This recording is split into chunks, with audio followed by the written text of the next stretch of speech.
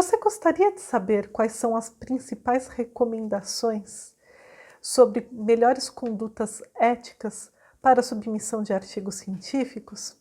Bem, se a sua resposta for sim, assista este vídeo. Meu nome é Cristina Godoy, eu sou docente da USP há mais de 9 anos e estou aqui no canal da Monografia Perfeita para ajudar os jovens pesquisadores. Bem, hoje eu vou falar um pouco sobre diretrizes éticas para não só submissão, mas também para a elaboração de artigos científicos. Existem algumas condutas que um jovem pesquisador deve sempre pensar, em tomá-las para que não tenha experiências negativas quanto ao processo de submissão de artigos científicos em revistas científicas, quer nacionais como internacionais. Bem, existe um código de conduta ética no meio acadêmico em relação a este processo de submissão de artigos científicos. Não é algo que seja uma regra institucionalizada, são normas implícitas, mas que a maior parte dos pesquisadores das revistas científicas adotam. Então é sobre isso que nós vamos falar hoje. Bem, pessoal, antes de falar um pouco mais sobre este código de condutas e, inclusive, algumas organizações que buscam codificar as principais condutas, aquilo que se adequa ao que a gente chama de conduta ética por parte dos pesquisadores, etc. Vamos pensar em algumas questões que às vezes os estudantes, os jovens pesquisadores esquecem e acabam tendo uma conduta um pouco antiética na hora de submeter o seu artigo perante uma revista científica, às vezes inclusive recebendo uma resposta não muito positiva em relação ao artigo submetido. Bem, uma das questões que é importante um pesquisador saber que plágio, ou seja, citar tanto direta como indiretamente, sem fazer a devida referência, é uma conduta antiética, E se for identificado por farejadores, por vários softwares que fazem análise de correspondência, inclusive alguns pesquisadores às vezes utilizam um texto numa outra língua e escreve na sua própria língua como sendo a sua própria ideia, Então existem vários desses softwares de busca de plágios que estão adequados a mais de 170 línguas, então quer dizer, eles verificam a correspondência dos textos e é uma situação muito desagradável, o seu artigo ser devolvido por conter trechos que correspondem a plágio ou a própria pesquisa se identificar como um plágio, Uma outra conduta, e isso eu vejo muitas falhas em pesquisadores, principalmente os jovens pesquisadores, que é submeter o artigo científico em várias revistas científicas simultaneamente. Primeiro, como eu já falei em outros vídeos, é muito importante que você primeiro selecione a revista e depois pense em elaborar a estrutura do artigo científico, escrever o artigo científico. Por quê? O seu artigo deve se adequar às expectativas daquela revista selecionada, que tem muitas especificidades e, portanto, você precisa trabalhar com estas características específicas da revista selecionada. Mas não é só isso, mas a questão não é só pela qualidade do artigo por corresponder aos objetivos daquela revista. Uma outra questão muito importante é pelo fato de ser uma conduta de ética, porque muitos pesquisadores submetem para várias revistas o mesmo artigo para verificar qual que avaliará, aprovará e publicará mais rápido o seu artigo.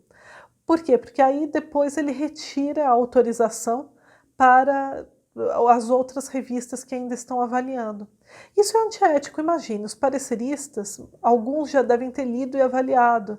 A revista teve todo aquele processo, para o encaminhamento da análise, enfim, para a avaliação daquele artigo científico. Então, quer dizer, você está gastando tempo de pareceristas, de assistentes administrativos da revista científica, etc., simplesmente para que você atenda um objetivo primeiro seu, que é verificar qual que vai publicar antes. Então essa não é uma prática ética e isso acaba gerando certo desconforto no meio acadêmico. Uma outra questão também, que às vezes eu vejo muito, e isso é principalmente pesquisadores mais sêniores, né, que possuem uma trajetória acadêmica mais sólida, é também o excesso de autocitação, né? Hoje em dia, o impacto do artigo científico está conectado com o número de citações. Então, uma estratégia de muitos pesquisadores é se autocitar em excesso para que aumente o número de citações em relação aos outros artigos. Ou seja, você escreve se autocitando para que o seu impacto aumente, né? Feito por você mesmo, né? Então, isso também é algo que você deve evitar. Outra questão também que você deve pensar é em relação às imagens, né? Às vezes, principalmente aqueles da área de biológica ou mesmo da área da medicina, acabam alterando a imagem para que a imagem se adeque àquele resultado esperado no artigo científico. Ou seja, ela não corresponde à realidade, portanto, ela não permite que nós cheguemos a determinada conclusão.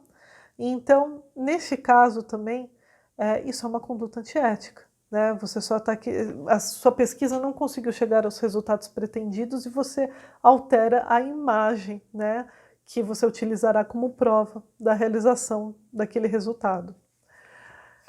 Bem, uma outra questão também é a questão, às vezes, de conflito de interesses. Às vezes você está sendo pago por uma empresa privada para desenvolver determinada pesquisa e aí você acaba publicando um artigo como uma propaganda do produto que você está desenvolvendo para aquela empresa. Isso também não é uma conduta muito ética e eu não recomendo que você o faça numa revista científica. Por mais que a análise dos artigos, realmente os pareceristas não sabem quem são os autores, né? Exatamente para alcançar o máximo de neutralidade. Mas o contato para falar se teve plágio, se teve submissão, se a submissão tem algum problema, se os dados são duvidosos, os dados apresentados, etc., isso vai precisar que revele a sua identidade, logo alguém vai entrar em contato com você.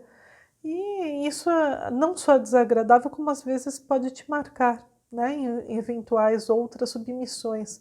Às vezes o próprio editor vai ficar com receio, uma vez aprovado o seu artigo, será que ele adulterou as imagens de novo? Deixa eu avaliar se isso daqui não é um resultado de uma pesquisa encomendada por uma empresa privada, e aqui a finalidade de propaganda. Então, existem alguns problemas em relação a isso. Então, evite ao máximo. Bem, em relação ao código de ética, o código de condutas, o que eu queria falar também, aqui no Brasil a gente não tem nenhuma organização que tenha desenvolvido ou buscado desenvolver um código, né, elaborar um código de éticas básicas para que todas essas regras que são implícitas sejam explicitadas e ajudem os pesquisadores em geral em relação às boas práticas de submissão de um artigo científico.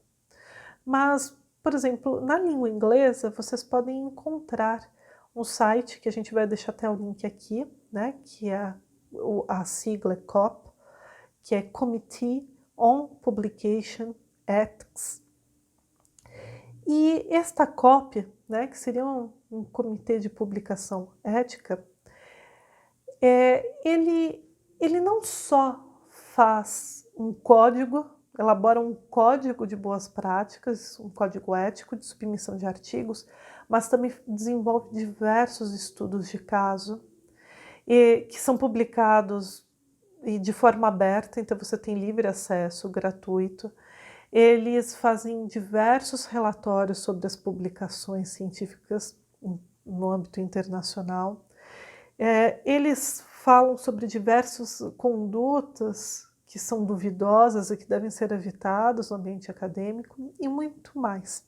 A questão é que, principalmente em revistas internacionais, boa parte dos editores e das revistas são membros desta COP e, portanto, eles seguem o código de conduta deles, inclusive, às vezes, na própria política da revista, utilizam algumas partes do trabalho desenvolvido pela COP, e também eles acompanham, né, os novos relatórios, os estudos de caso desta organização, não alinhada com nenhuma instituição, empresa, etc.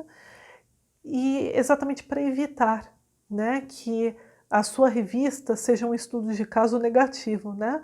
Porque exatamente por não ter nenhum comprometimento, muitas vezes eles fazem uma avaliação muito negativa de algumas revistas, falando como exemplo de uma péssima conduta, né? Então, isso é algo que as revistas visam evitar, e é por isso que tantos editores e tantas revistas são membros desta COP, porque pelo menos dá uma diretriz em relação a isso. Tanto que você pode ver que aqueles que são membros podem usar o símbolo. E portanto, agora, se você entrar no site, você vai ver como que é o símbolo, e aí você vai poder identificar em algumas revistas internacionais, e aí você já vai saber o conteúdo. O que eu recomendo, assina o que eu diria a newsletter, né? Faça a inscrição do seu e-mail e receba os informes dos novos estudos, os relatórios, estudos de casos que eles realizaram, porque é muito importante para você ir aprendendo, para que você evite cometer os mesmos erros que outros pesquisadores fizeram. Afinal, ninguém quer ficar com a carreira acadêmica marcada, né? Bem, pessoal, essas são as principais dicas em relação ao código de conduta ética para a submissão de artigos científicos. Espero que tenham gostado. Se gostaram, como eu sempre peço, dá um like aqui embaixo. Também não esqueça de se inscrever se você ainda não se inscreveu no nosso canal. Nós sempre estamos postando conteúdos diários aqui no nosso canal do YouTube. Veja a descrição, nós colocamos links de sites, materiais gratuitos, e-books, que com certeza vão ajudar a todos os pesquisadores e pesquisadoras. Bem, muito obrigada e até o próximo vídeo.